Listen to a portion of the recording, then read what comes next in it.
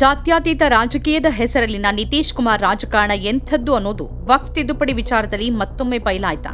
ಅವರ ನಿಲುವನ್ನ ವಿರೋಧಿಸಿ ಅವರದ್ದೇ ಪಕ್ಷದ ನಾಯಕರು ರಾಜೀನಾಮೆ ಕೊಡ್ತಿರುವಾಗ ಅವರ್ಯಾಕೆ ಎಲ್ಲೂ ಕಾಣಿಸದೆ ಅಡಕೊಂಡಿದ್ದಾರೆ?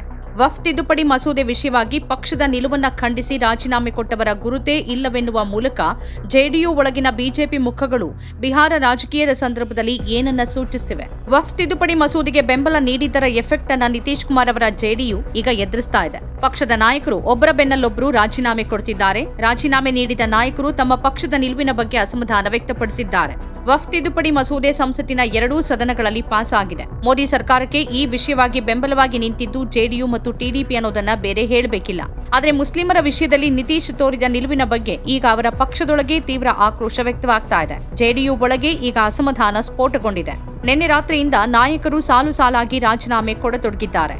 ಅನೇಕ ಜೆಡಿಯು ನಾಯಕರು ನಿತೀಶ್ ಕುಮಾರ್ ಮತ್ತು ವಕ್ಫ್ ತಿದ್ದುಪಡಿ ಮಸೂದೆಯಲ್ಲಿ ಸರ್ಕಾರವನ್ನ ಬೆಂಬಲಿಸಿದ್ದಕ್ಕಾಗಿ ಟೀಕಿಸಿದ್ದಾರೆ. ಕೆಲವರು ರಾಜೀನಾಮೆ ನೀಡುವ ಮೂಲಕ ಆಕ್ರೋಶ ಹೊರಹಾಕಿದ್ದಾರೆ.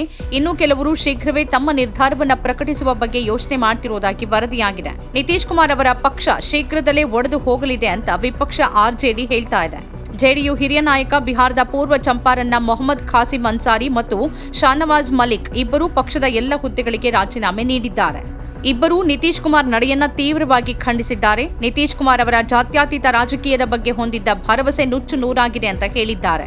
ಇದಾದ ನಂತರ ಮೋದಿ ಸಂಪುಟದಲ್ಲಿ ಸಚಿವರೂ ಆಗಿರುವ ಜೆಡಿಯು ನಾಯಕ ಲಲ್ಲನ್ ಸಿಂಗ್ ಆ ಇಬ್ಬರು ನಾಯಕರು ಎಂದಿಗೂ ಜೆಡಿಯುನ ಭಾಗವಾಗಿರಲಿಲ್ಲ ಅಂತ ಹೇಳಿದ್ದಾರೆ. ಅವರಿಬ್ಬರೂ ಜಿಲ್ಲಾ ಮಟ್ಟದ ನಾಯಕರೂ ಅಲ್ಲ ಅಂತ ಲಲ್ಲನ್ ಸಿಂಗ್ ಹೇಳಿದ್ದಾರೆ. ವರದಿಯಾಗಿರುವ ಪ್ರಕಾರ ಶಾನವಾಜ್ ಮಲಿಕ್ ಜೆಡಿಯು ಅಲ್ಪಸಂಖ್ಯಾತ ಕೋಶದ ಕಾರ್ಯದರ್ಶಿ ಮತ್ತು ಮೊಹಮ್ಮದ್ ಖಾಸಿಂ ಅನ್ಸಾರಿ ಜೆಡಿಯು ವೈದ್ಯಕೀಯ ಕೋಶದ ಅಧ್ಯಕ್ಷರಾಗಿದ್ದಾರೆ. ಅವರು ತಮ್ಮ ರಾಜೀನಾಮೆ ವಿಷಯವಾಗಿ ತಮ್ಮ ಸೋಷಿಯಲ್ ಮೀಡಿಯಾ ಖಾತೆಯಲ್ಲಿ ಪೋಸ್ಟ್ ಅನ್ನು ಕೂಡ ಬರೆದಿದ್ದಾರೆ. ಆದರೆ ಲಲ್ಲನ್ ಸಿಂಗ್ ಹೇಳೋ ಪ್ರಕಾರ ಅವರಿಬ್ಬರೂ ಜೆಡಿಯುನ ಪದಾಧಿಕಾರಿಗಳಾಗಿರಲಿಲ್ಲ. ಇಲ್ಲಿ ಗಮನಿಸಬೇಕಾದ ಅಂಶ ಏನು ಅಂತಂದ್ರೆ, ಲಲ್ಲನ್ ಸಿಂಗ್ ಸಂಸತ್ತಿನೊಳಗೆ ತಮ್ಮ ಪಕ್ಷದ ನಿಲುವನ್ನ ಮಂಡಿಸಿದ ರೀತಿ, ಅವರ ಮಾತುಗಳನ್ನ ಕೇಳಿದ ನಂತರ ಅವರು ಜೆಡಿಯು ನಾಯಕರು ಅಥವಾ ಬಿಜೆಪಿ ನಾಯಕರು ಅನ್ನೋ ಅನುಮಾನ ಏಳೋ ಹಾಗಿತ್ತು. ಅವರಿತ್ತೀಚೆಗೆ ಏನೇ ಮಾಡುವಾಗಲೂ ನಿತೀಶ್ ಕುಮಾರ್ ಹೆಸರಿಗಿಂತ ಮೋದಿ ಹೆಸರು ಬಳಸೋದೇ ಹೆಚ್ಚಾಗಿದೆ. ಈ ನಡುವೆ ನಿತೀಶ್ ಕುಮಾರ್ ಎಲ್ಲಿದ್ದಾರೆ ಅನ್ನೋ ಪ್ರಶ್ನೆಗಳಿದ್ದಿವೆ. ಅವರ ದೈಹಿಕ ಮತ್ತು ಮಾನಸಿಕ ಆರೋಗ್ಯದ ಬಗ್ಗೆ ಕಳವಳಗಳು ವ್ಯಕ್ತವಾಗ್ತಾನೆ ಇವೆ. ಸಾರ್ವಜನಿಕ ಸಭೆಯಲ್ಲಿ ರಾಷ್ಟ್ರಗೀತೆ ಸಂದರ್ಭದಲ್ಲಿ ಅವರು ನಡೆದುಕೊಂಡ ರೀತಿ ವಿಚಿತ್ರವಾಗಿತ್ತು ಮತ್ತು ಅದು ವ್ಯಾಪಕ ಸುದ್ದಿಯಾಗಿತ್ತು. ಆದರೆ ಒಂದು ರಾಜ್ಯದ ಮುಖ್ಯಮಂತ್ರಿಯಾಗಿರುವ ಅವರು ತಮ್ಮದೇ ಪಕ್ಷ ವಕ್ಫ್ ಮಸೂದೆಗೆ ಬೆಂಬಲ ನೀಡಿರುವಾಗ ಮಸೂದೆ ಬಗ್ಗೆ ಅವರು ಇಲ್ಲಿವರೆಗೆ ಸಾರ್ವಜನಿಕವಾಗಿ ಒಂದೇ ಒಂದು ಹೇಳಿಕೆಯನ್ನು ನೀಡಿಲ್ಲ. ಅಸಮಾಧಾನಗೊಂಡ ಮುಸ್ಲಿಮರು ನಿತೀಶ್ ಕುಮಾರ್ ಅವರ ಇಫ್ತಾರ್ ಕೂಟವನ್ನ ಬಹಿಷ್ಕರಿಸಿದಾಗಲೂ ಅದರ ಬಗ್ಗೆ ಅವರಿಂದ ಏನೂ ಪ್ರತಿಕ್ರಿಯೆ ಬರಲಿಲ್ಲ. ಈಗ ಮಸೂದೆ ಸಂಸತ್ತಿನಲ್ಲಿ ಅಂಗೀಕಾರವಾಗಿದ್ದು ಅವರ ಪಕ್ಷದ ನಾಯಕರು ಪ್ರತಿಭಟನೆಯನ್ನ ವ್ಯಕ್ತಪಡಿಸುತ್ತಿರುವಾಗಲೂ ನಿತೀಶ್ ಕುಮಾರ್ ಮುಂದೆ ಬಂದು ಮಾತಾಡ್ತಿಲ್ಲ ಮತ್ತು ಅವರ ಪಕ್ಷದ ನಾಯಕ ಲಲ್ಲನ್ ಸಿಂಗ್ ರಾಜೀನಾಮೆ ನೀಡಿದವರು ತಮ್ಮ ಪಕ್ಷಕ್ಕೆ ಸೇರಿದವರಲ್ಲ ಅಂತ ಹೇಳ್ತಿದ್ದಾರೆ. ನಿತೀಶ್ ಕುಮಾರ್ ಕೂಡ ಮುಂದೆ ಇದರ ಬಗ್ಗೆ ಮಾತಾಡಬೇಕಲ್ವಾ? ಲಲ್ಲನ್ ಸಿಂಗ್ ಮಸೂದೆ ಬಗ್ಗೆ ಹೇಳ್ತಿರುವಂತೆ ನಿತೀಶ್ ಕುಮಾರ್ ಯಾಕೆ ಮಸೂದೆ ಬಗ್ಗೆ ಮಾತನಾಡ್ತಿಲ್ಲ? ಈ ಮಧ್ಯೆ ನಿರಂತರವಾಗಿ ಸಕ್ರಿಯರಾಗಿದ್ದ ನಿತೀಶ್ ಕುಮಾರ್ ಅವರ ಮಗ ತನ್ನ ತಂದೆಯೊಂದಿಗೆ ಹುಟ್ಟುಹಬ್ಬದ ಪಾರ್ಟಿಗಳನ್ನ ಆಚರಿಸ್ತಾ ಇದ್ರು. ತನ್ನ ತಂದೆಯನ್ನ ಸಿಎಂ ಅಭ್ಯರ್ಥಿ ಅಂತ ಘೋಷಿಸುವ ಬಗ್ಗೆ ಮಾತನಾಡ್ತಿದ್ರು. ಅವರಿದ್ದಕ್ಕಿದ್ದಂತೆ ನಾಪತ್ತೆಯಾಗಿದ್ದಾರೆ.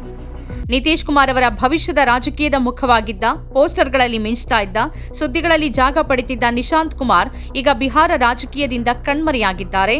ಕಳೆದ 10 ದಿನಗಳಲ್ಲಿ ಇದೆಲ್ಲವೂ ಸಂಭವಿಸಿದೆ. ಈಗ ರಾಜೀನಾಮೆ ನೀಡಿರುವ ಇಬ್ಬರು ನಾಯಕರ ಬಗ್ಗೆ ಗೊತ್ತಿಲ್ಲ ಅಂತ ಲಲ್ಲನ್ ಸಿಂಗ್ ಹೇಳಿದ್ದಾರೆ. ಆದರೆ ಅವರಿಗೆ ಗುಲಾಂ ಗೌಸ್ ಗೊತ್ತು. ಗುಲಾಂ ಗೌಸ್ ಜೆಡಿಯು ಎಂಎಲ್ಸಿ ಮತ್ತು ಅವರು ಈದ್ ದಿನದಂದು ಲಾಲು ಯಾದವ್ ಅವರನ್ನ ಭೇಟಿ ಮಾಡೋಕ್ ಹೋಗಿದ್ರು. ಗುಲಾಂ ಗೌಸ್ ನಿತೀಶ್ ಕುಮಾರ್ ಅವರಿಗೆ ತುಂಬಾ ಆಪ್ತರು ಮತ್ತು ಲಾಲು ಯಾದವ್ ಅವರ ಜೊತೆಗೂ ಉತ್ತಮ ಬಾಂಧವ್ಯ ಹೊಂದಿದ್ದಾರೆ ಅಂತ ಹೇಳಲಾಗುತ್ತೆ.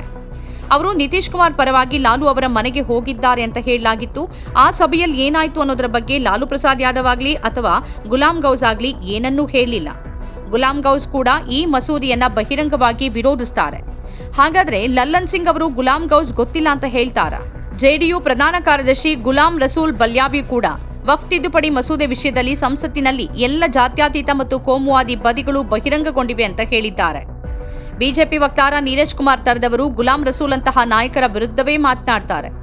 ಒಂದು ಪಕ್ಷದ ನಾಯಕರು ತಮ್ಮ ಪಕ್ಷದ ನಿರ್ಧಾರವನ್ನ ವಿರೋಧಿಸುತ್ತಿದ್ದಾರೆ ಮತ್ತು ಅದೇ ಎನ್ಡಿಎನ ಇನ್ನೊಂದು ಪಕ್ಷದ ನಾಯಕರು ಮಸೂದೆ ವಿರೋಧಿಸಿ ಮಾತನಾಡೋರನ್ನ ದಲ್ಲಾಳಿಗಳು ಅಂತ ಲೇವಡಿ ಮಾಡ್ತಿದ್ದಾರೆ.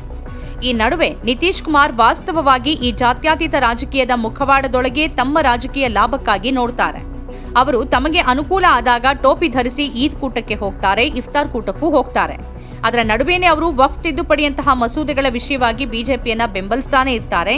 ಇದೇ ನಿತೀಶ್ ಕುಮಾರ್ ಹಿಂದೆ ಮೋದಿ ಜೊತೆ ಹೋಗೋಕೆ ನಿರಾಕರಿಸಿ ಆರ್ಜೆಡಿ ಜೊತೆ ಕೈ ಜೋಡಿಸಿದ್ರು. ನಂತರ ಇದೇ ನಿತೀಶ್ ಕುಮಾರ್ ತಮ್ಮ ಮಾತನ್ನ ಬದಲಿಸಿದ್ರು. ಕಡೆಗೆ ಇಂಡಿಯಾ ಮೈತ್ರಿಕೂಟದ ಮುಖವಾಗೋಕೆ ಬಯಸಿದ್ರು. ಅದು ಸಾಧ್ಯವಾಗದೆ ಹೋದಾಗ ಮತ್ತೆ ಬಿಜೆಪಿ ಸೇರಿದ್ರು. ಇತ್ತೀಚಿನ ವರ್ಷಗಳಲ್ಲಿ ನಿತೀಶ್ ಕುಮಾರ್ ಅವರ ರಾಜಕೀಯ ಎಂಥದ್ದು ಅನ್ನೋದಕ್ಕೆ ಇವೆಲ್ಲವೂ ಸಾಕ್ಷಿ. ಈಗ ನಿತೀಶ್ ಕುಮಾರ್ ಏನೇ ಮಾಡಿದ್ರು ಯಾವುದೇ ಸಂದರ್ಭದಲ್ಲೂ ಜಾತ್ಯತೀತ ರಾಜಕೀಯ ಅಥವಾ ಜಾತ್ಯತೀತ ರಾಜಕೀಯದ ಮುಖ ಆಗೋಕೆ ಅವರಿಗೆ ಸಾಧ್ಯವಿಲ್ಲ ಅನ್ನೋದಂತೂ ನಿಜ. ನಮ್ಮ ಕಾರ್ಯಕ್ರಮಗಳನ್ನ ನೀವು ನೋಡ್ತಾ ಇದ್ರೆ ನಮ್ಮ ಚಾನೆಲ್ ಅನ್ನ ಸಬ್ಸ್ಕ್ರೈಬ್ ಮಾಡಿ, ಪಕ್ಕದ ಬೆಲ್ ಐಕಾನ್ ಒತ್ತಿ ನಮ್ಮನ್ನ ಬೆಂಬಲಿಸಿ. ಹಾಗೆ ನಮ್ಮ ಕಾರ್ಯಕ್ರಮಗಳನ್ನ ಲೈಕ್ ಮಾಡಿ, ಕಮೆಂಟ್ ಮಾಡಿ, ಅದನ್ನ ಬೇರೆಯವರಿಗೂ ವಾಟ್ಸ್ಆಪ್ ಮೂಲಕ ಶೇರ್ ಮಾಡಿ. ನೀವು ಹೀಗೆ ಮಾಡಿದಾಗ ನಮ್ಮ ಚಾನೆಲ್ ಇನ್ನಷ್ಟು ಮತ್ತಷ್ಟು ಜನರಿಗೆ ತಲುಪಲು ನೀವು ನಮ್ಮೊಂದಿಗೆ ಸಹಕರಿಸಿದ ಹಾಗಾಗುತ್ತೆ. ಇದು ನೀವು ಯಾವುದೇ ಖರ್ಚಿಲ್ಲದೆ ಕೆಲವೇ ಸೆಕೆಂಡುಗಳಲ್ಲಿ ನೀಡಬಹುದಾದ ಸಹಕಾರ. ಧನ್ಯವಾದಗಳು.